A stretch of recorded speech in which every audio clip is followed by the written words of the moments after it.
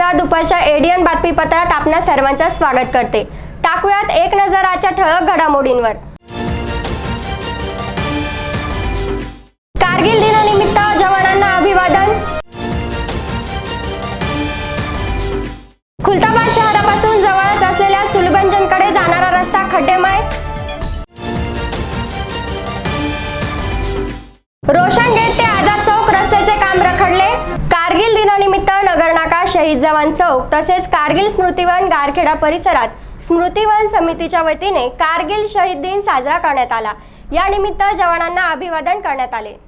तसेच कारगिल स्मृतिदून कालिका मंदिर, नाथ प्रांगण, गारखेडा परिसरात शहीद वीरांच्या स्मृतीस अभिवादन करून आदरांजली देखील वाहिण्यात आली।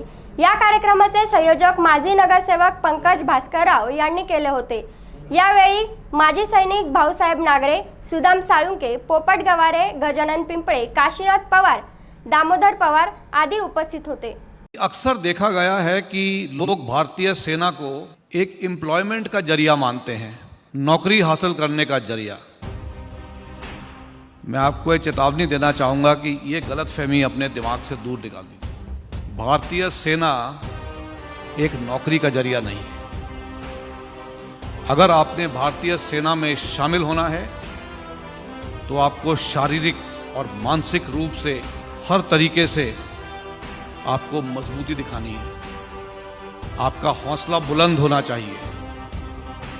आपको कठिन से कठिन समस्याओं का सामना करने के लिए आप में ताकत होनी चाहिए। जहां रास्ता नहीं निकल सकता वहां रास्ता ढूंढने की काबिलियत होनी चाहिए। तभी आप सही भारतीय सेना के जवान कहलाए जाएंगे। ये नौकरी का जरिया नहीं है। क्योंकि अक्सर मेरे पास कई नौजवान आते हैं कि सर मुझे भारतीय सेना में नौकरी चाहिए। मैं उन्हें यही बोलता हूं कि भारतीय सेना नौकरी का साधन नहीं है। नौकरी लेनी है तो रेलवेज में जाइए, पीएनटी में जाइए और बहुत से जरिए हैं। अपना ओन बिजनेस खोल लीजिए। अगर भारतीय सेना में आना है तो कठिनाइयों का सामना करने के लिए आपको काबिल होना पड़ेगा। आपको मानसिक और शारीरिक रूप से काबिल होना पड़ेगा। रोशन गेट ते मौलाना आझाद चौक या सिमेंट रस्त्यावर किराडपुरा चौक ते रोशन गेट दरम्यान 100 मीटर रस्ता रखडला असून व्यापारी आणि नागरिकांना याचा प्रचंड त्रास सहन करावा लागतोय। एमआयएमच्या 2 नगरसेवकांच्या भांडणात या रस्त्याचे 3-13 वाजले आहेत। शहराच्या स्मार्ट सिटी प्रकल्पाअंतर्गत सिमेंटच्या रस्त्यांचे कामं करण्यात आली। त्यात रोशन गेट ते मौलाना आझाद चौक या अत्यंत महत्त्वाच्या आणि बहुचर्चित रस्त्याचा समावेश होता। गेल्या 3 वर्षांपासून हा रस्ता पूर्ण करण्यात आलेला नाही।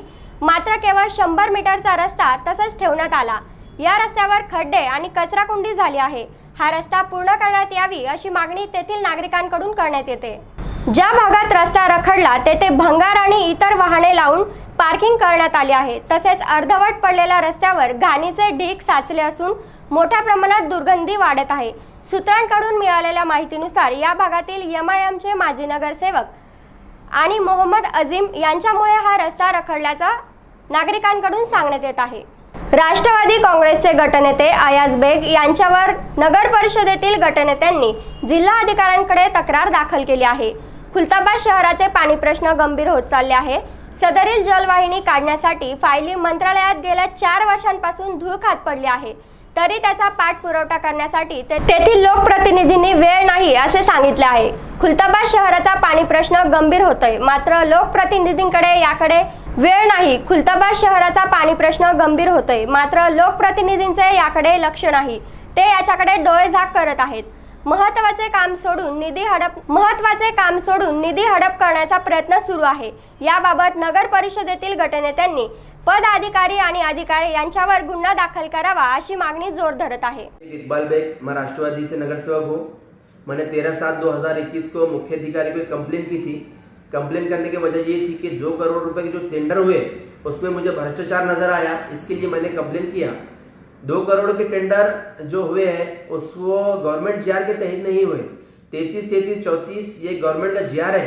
33-33-34 का मतलब ये है, नंबर 1 सुशिक्षित बेरोजगार अभियंता, नंबर 2 मजदूर सहकारी संस्था, नंबर 3 नियमित ठेकेदार। ये गवर्नमेंट जीआर के तहत टेंडर होना चाहिए था, जो कि नहीं हुए। ये लोगों ने क्या करे, सारे कामों को एक करके क्लब करके टेंडर किए। क्लब करने के बाद मुझे ऐसा लगता है कि इसका लाभ सिर्फ किसी एक ही ठेकेदार को मिलेगा, और वो मुझे लगता है कि ये काउंसिल का मैनेज वाला ठेकेदार होगा, इसके लिए इन्होंने ऐसा क्लब टेंडर किए है।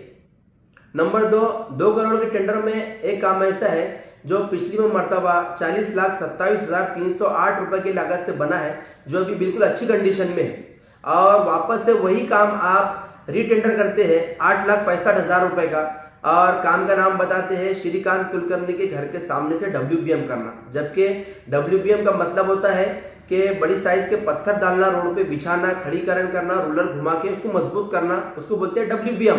अब जबकि रोड बिल्कुल अच्छी कंडीशन में है, एकदम दुरुस्त कंडीशन में है, तो आप WBM कैसा वहां करेंगे? सवाल ये पैदा होता है कि आप रोड को खोद कर WBM करना चाह रहे हैं। मुझे ऐसा लगता है कि आप शासन के पैसों को चूना लगाने का काम कर रहे हैं, पेपर वर्क करके सिर्फ पैसे खाने का काम आप कर रहे हैं यहाँ पर, मुझे ऐसा लगता है।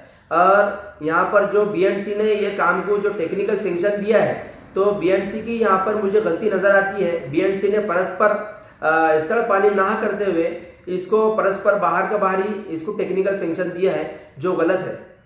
दूसरा भ्रष्टाचार मुझे ऐसा नजर आया, आदमशाहीपुर में 2 काम है, एक शादी हॉल का है और उसके सामने गट्टू बिठाने का। शादी हॉल पिछली में मरतबा नगर परिषद की जेई ने 75 लाख रुपए का उसका एस्टीमेट बनाया था, जबकि 60 लाख रुपए अभी नगर परिषद कॉन्ट्रैक्टर को अदा कर चुकी है। अदा करने के बाद में अभी कुछ नगर सेवकों ने ठहराव लिया कि कॉन्ट्रैक्टर ने वहां पर हॉल बनाते समय गड्ढे करा, तो गड्ढे करने के दौरान में वहां पर काली मिट्टी लगी। काली मिट्टी लगने की वजह से उसका काम बढ़ गया, तो काम का अतिरिक्त 10% बिल देने बाबत ऐसा एक ठहराव लिया। मेरा नगर सेवकों को बोलना है कि भाई आपको उस ठेकेदार की इतनी चिंता क्यों है? आप उसको 10% बिल एक्स्ट्रा दे रहे हैं, और वो जो हाल है मुझे ऐसा लगता है कि 1500 से 2000 स्क्वायर फीट का हाल है, उसके लिए आप 60 लाख रुपए खर्चा कर दिए। 60 लाख रुपए की लागत में कैसा हाल बनना चाहिए था? वहां पर भी मुझे बहुत बड़ा भ्रष्टाचार नजर आया। और 15/3/2021 की मीटिंग में भी मैंने जो ठहराव लिए थे नगर सेवकों ने, वहां पर मैंने विरोध किया था कि कोई भी कॉन्ट्रैक्टर को आप अतिरिक्त बिल नहीं देना, क्योंकि जो कॉन्ट्रैक्टर ने टेंडर लिया है वो ऑनलाइन स्पर्धा के तहत उसने टेंडर लिया, उसको पता, उसने काम किया, आपको उसकी इतनी चिंता नहीं करना चाहिए। दूसरी बात, आप फर्स्ट फ्लोर का काम करना चाह रहे हैं, अभी ये टेंडर के अंदर आपने फर्स्ट फ्लोर की जो एस्टीमेट बनाया है जेई ने, उसकी कॉस्ट है 38 लाख रुपए।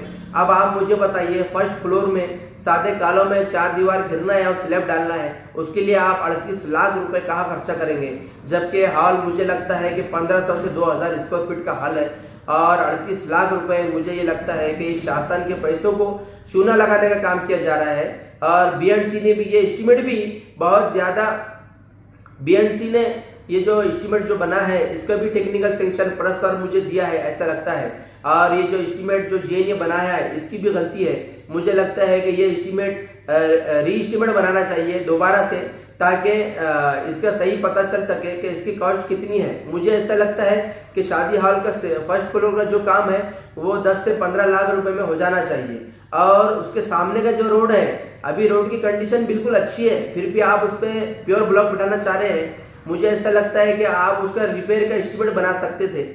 रिपेयरिंग का जो एस्टीमेट है, मुझे ऐसा लगता है कि 4 से 5 लाख रुपए में वो काम कर सकते थे आप, लेकिन आपने वो मुनासिब ना समझते हुए आपने 37 से 38 लाख रुपए के आप वहां पर गट्टू बिठाना चाह रहे हैं।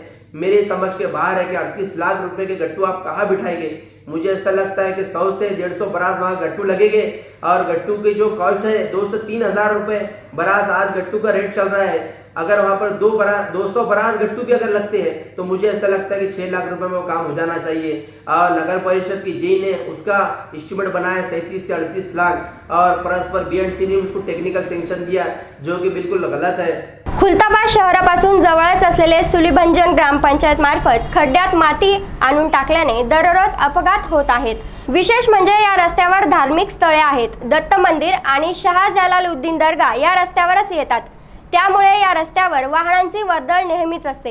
या रस्त्यावर चिखल होत असल्याने वाहने घसरत आहेत।